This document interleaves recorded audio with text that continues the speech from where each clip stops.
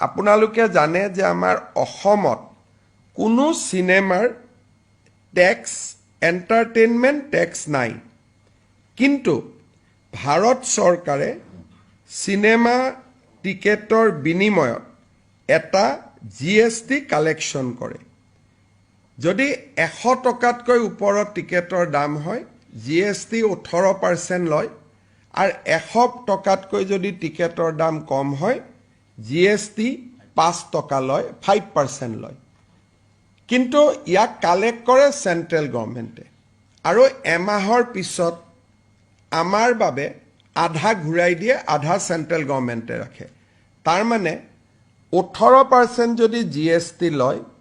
তাৰ 9% ৰাজ্য চৰকাৰে পায় 5% যদি জিএসটি লয় তাৰ 2% ৰাজ্য চৰকাৰে লাভ কৰে আমাৰ শিল্পী সকলোৰে মৰমৰ আদৰৰ জুবিন গাৰ্গৰ জীৱনৰ শেষ সিনেমা ৰৈ ৰৈ বিনালে সিনেমা হলত 31 তাৰিখে আহিব যেহেতু ট্যাক্স এক্সেম্পশন দিয়াৰ কোনো প্ৰভিজন নাই কাৰণ ট্যাক্স আমি কালেক্টে নকৰো ভাৰত চৰকাৰে কালেক্ট কৰে গতিকে যিখিনি জিএসটি এমাহৰ পিছত আমালৈকে ঘূৰি আহিব কালেকশনৰ এক মাহ পিছত আমালৈকে ঘূৰি আহিব এই টকাটো আমি কি কৰিম তাৰ বিষয়ে আমি কেবিনেটত আলোচনা কৰিছিলো আৰু এই বিষয়ে আমি জুবিন গাৰ্গৰ পত্নী গৰিমা গাৰ্গৰ লগতো আলোচনা কৰিছিলো আলোচনাৰ শেষত বিশেষকৈ গৰিমা গাৰ্গৰ পৰামৰ্শ অনুসৰি এই জিএসটিটো আমি কলাগুৰু আৰ্টিষ্ট ফাউণ্ডেশ্যনক উভতাই দিম কলাগুৰু আৰ্টিষ্ট ফাউণ্ডেশ্যন কি ই জুবিন গাৰ্গে প্ৰতিষ্ঠা কৰিছিল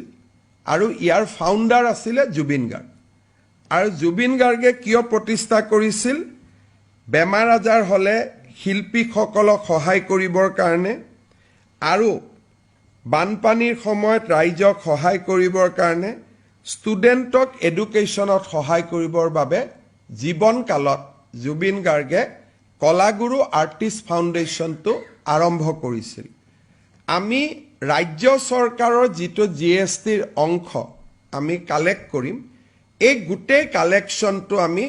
কলাগুৰু আৰ্টিষ্ট ফাউণ্ডেশ্যনত আমি ডনেট কৰিম আৰু এই ফাউণ্ডেশ্যনটো মই আগতে কৈ যোৱাৰ দৰে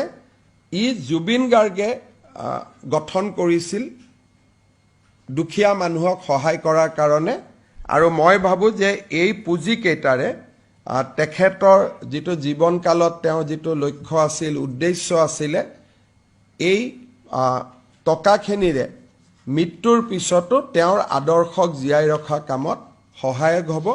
আৰু বিষয়টো আমি তেওঁৰ পৰিয়ালৰ লগতো আলোচনা কৰিছিলো পৰিয়ালেও বিচাৰে যে এই পুঁজিটো আমি জুবিন গাৰ্গক সন্মান কৰি কলাগুৰু আৰ্টিষ্ট ফাউণ্ডেশ্যনত দিব লাগে আৰু কেবিনেটে আজি তাক অনুমোদন জনায় আৰু মই লগতে এইটো জনাইছো যে অসমত আমি কোনো এন্টাৰটেইনমেন্ট ট্যাক্স কালেকশনে নকৰো বিভিন্ন ৰাজ্যই কৰে কিন্তু অসমত আমি এন্টাৰটেইনমেন্ট বা আমোদ কৰ আমি ৰাইজৰ পৰা নলওঁই গতিকে তাক ৰেহাই দিয়াৰ কথাও নাই যেহেতু আমি নিজে নলওঁয়ে এইটো ট্যাক্সি জিৰো